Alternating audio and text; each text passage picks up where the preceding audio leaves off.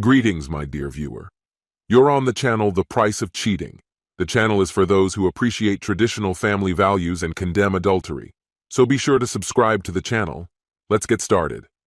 Victoria and I had been married for 8 years. Years that were steady, filled with comfort, and marked by a rhythm we'd both come to rely on. We had 2 children, and while we dealt with the usual ups and downs that come with marriage and parenthood, I had always felt secure in our relationship. Then last Saturday changed things. Victoria's friend Madison had invited us to a party. I didn't know Madison very well, but Victoria seemed genuinely eager to go. "It'll be fun," she'd said with enthusiasm, reminding me that since the kids were staying with my mom for the weekend, there was really no reason not to go. "Come on," she urged, her eyes bright. "It'll be nice to step out of our usual routine for once. Everyone's going to be there." I agreed, thinking that a bit of variety might actually do us some good. Looking back, though, I wish I'd had a better idea of what different would really mean. The party was packed, with laughter filling the air, music pulsing, and drinks clinking. Initially, everything seemed like a regular gathering, but as the evening went on, I started noticing subtle things: glances that lingered, hands that touched a beat too long, and a man I didn't know smiling at Victoria in a way that felt overly familiar. She returned his smile, and something deep in my gut tightened. "Hey, Grayson," Victoria teased, nudging me playfully. "You look so serious. Here, have a drink." She handed me a cocktail, and I took a sip, finding it stronger than I expected. Determined to shake off my unease, I tried to relax, brushing off the strange tension in the air. Then came the announcement. Madison's husband, Joe, gathered everyone into the living room, holding a big glass bowl. "All right, everyone," he called out with a grin. "Time for the raffle." The crowd cheered, and Victoria's face lit up with excitement. Puzzled, I leaned over and whispered, "What's this raffle all about?" But before she could answer, Joe spoke again. "Ladies, drop your keys in the bowl. Guys, you'll pick a set of keys at random, and you'll spend the night with whoever owns them. No strings attached." As the words sank in, the energy in the room shifted. People murmured in anticipation, and suddenly I realized what this really was: a swingers party. Stunned, I turned to Victoria. I had never been so blindsided. I grabbed her arm and led her quickly into the kitchen. "Did you know about this?" I asked, trying to keep my voice steady. She looked back at me without the slightest hint of remorse, her lips barely curving into a faint smile.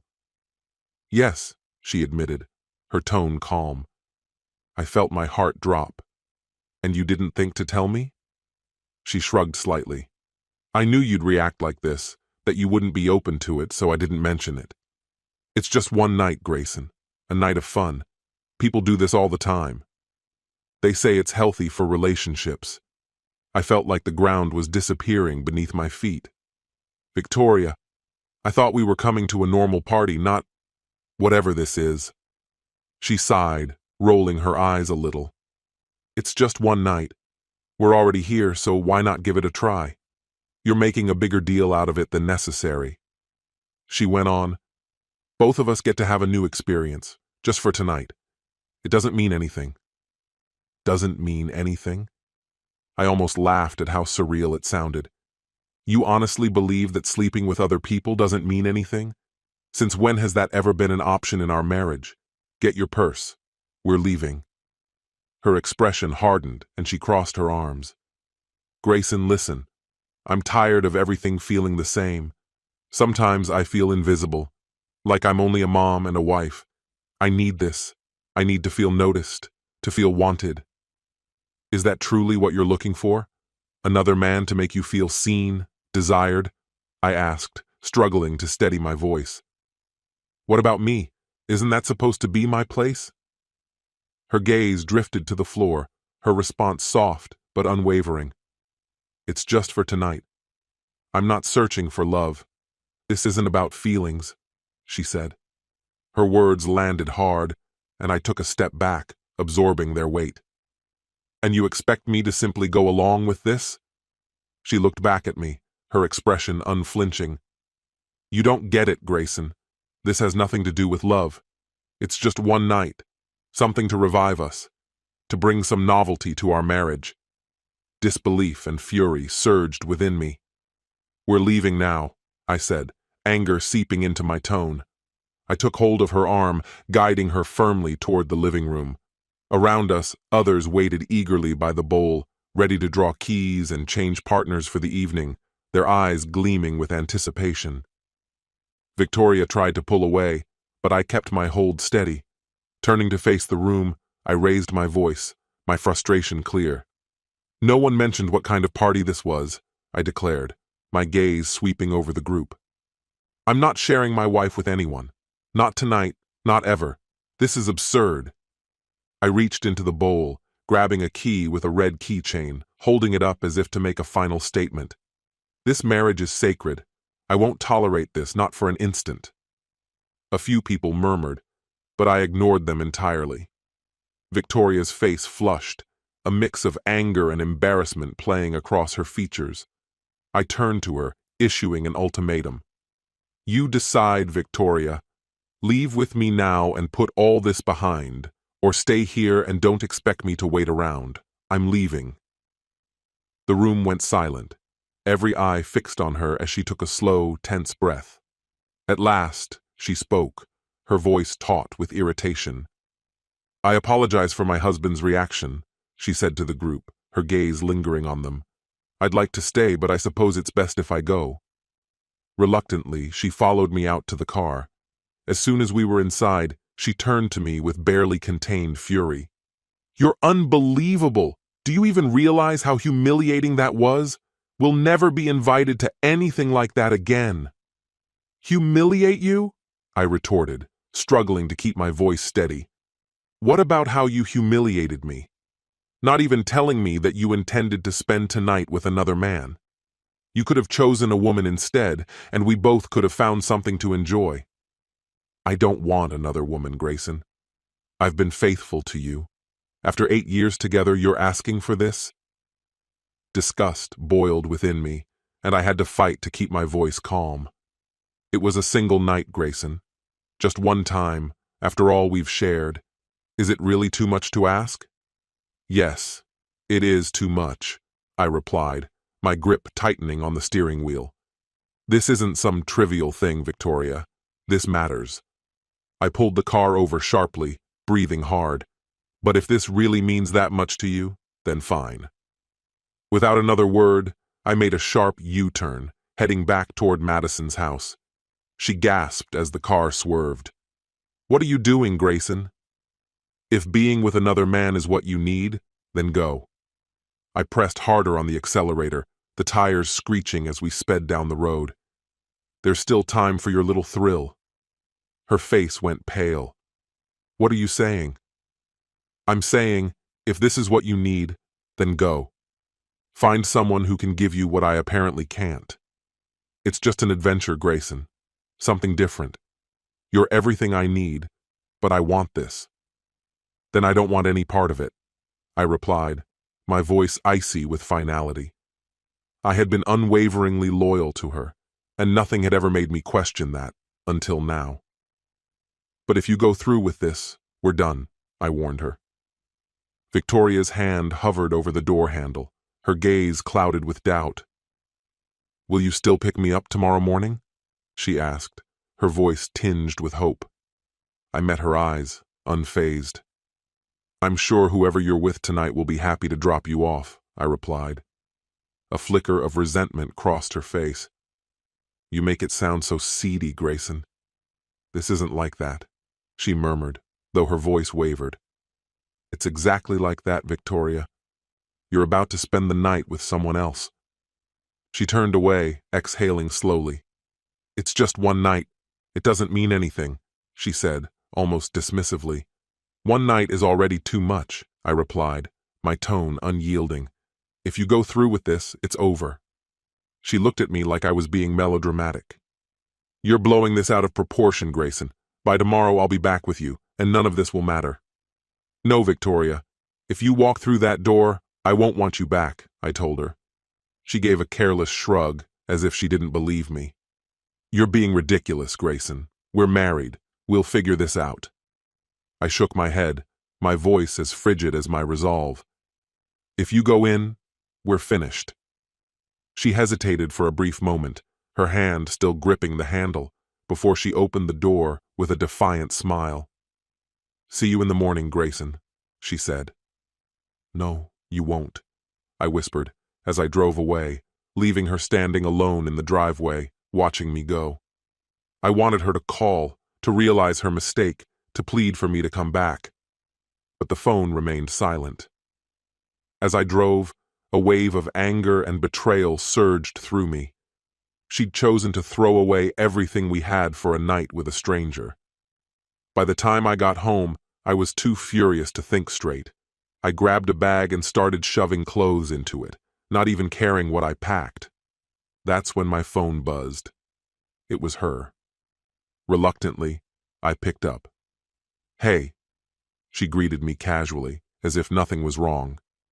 "Just checking in. I ended up with someone. I think his name's Sebastian," she added, her tone indifferent. "We're heading upstairs."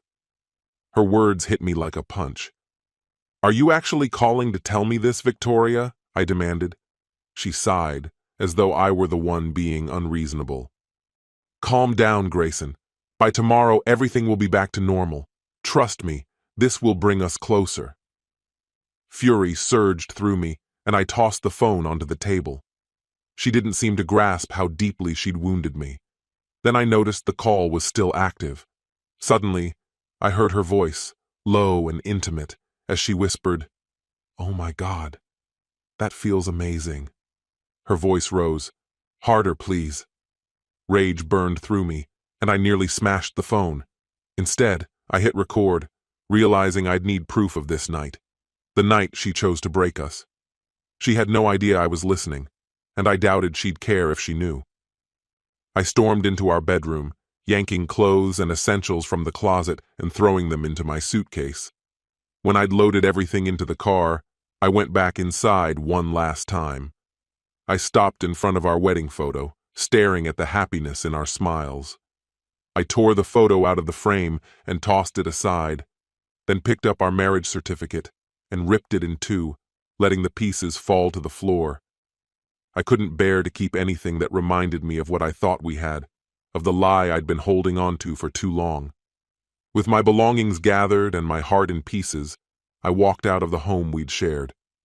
I drove directly to a hotel, craving solitude, somewhere far from the life I knew, where I could clear my head and regroup. I realized I needed to plan my next steps, though a part of me already knew that forgiving her was out of the question. That night, I lay awake, haunted by restless thoughts. When I couldn't take it anymore, I called my friend Josh. He agreed to meet me at a nearby bar. As I recounted everything, Josh listened closely, his expression grave, a steady hand on my shoulder. "Look, you don't have to take this lying down," he said firmly. "I have a cousin who's a lawyer, and he can help. We'll make sure your assets are safe. You'll only be on the hook for child support, not half of everything you've worked for." The weight of it all hit me hard. "But what about the kids?" I asked, fear and sadness woven into my voice. Josh let out a long breath, thinking it through. "It's tough, but maybe the evidence you have could tip things in your favor in court." We went over everything, planning it out carefully before I returned to the hotel, still tangled in my thoughts. The next morning, Victoria called. After a pause, I knew I couldn't keep avoiding her, so I picked up. "What is it, Victoria?" I asked, my voice as cold as I could make it. She sighed, her voice trembling. "What do you think I want, Grayson?" "I want you to come back home," she pleaded. I took a steadying breath, my tone remaining distant. "After what you did, that's not happening," I replied flatly. "Don't say that, Grayson. Please don't. It was only one night, all right? 4 times, and once today. I needed it, and you don't understand." Her words were raw, almost frantic. "Victoria, what you've done can't just be undone. This wasn't a small error. You crossed a line, I said, barely keeping my voice steady. But I love you, Grayson, she whispered. It wasn't about you. It was something I needed, she tried to explain. That's exactly the problem, Victoria, I replied bitterly. You only thought about yourself, not about me or our kids. I braced myself, knowing the gravity of what I was about to say. I've filed for divorce. You'll hear from my lawyer next week. She began sobbing, telling me she'd never meant to hurt me, insisting she didn't care about Sebastian, that she only wanted to feel desired. She claimed it was supposed to bring us closer, to somehow save us. It's too far gone to be saved, I replied, my voice carrying the finality of the decision. You made your choice, Victoria. The divorce became official after a grueling 6 months. In the end, the court granted her custody of the kids and awarded her the house, while I was left with weekend visits to watch my children's lives from the sidelines. It took me a long time to process it all, to feel the emptiness of missing my kids while knowing I could never reclaim our old life. Eventually, I threw myself into work, building a new life from scratch. Slowly, I started to heal. My weekends with the kids turned sacred, and I poured my whole heart into every visit, cherishing each moment. Over time, I realized that though I'd lost so much, I hadn't lost everything. I still had love, family, and the strength to start over. In that realization, I found a new sense of peace. This concludes the story. If you like it, then put your powerful like and subscribe to the channel.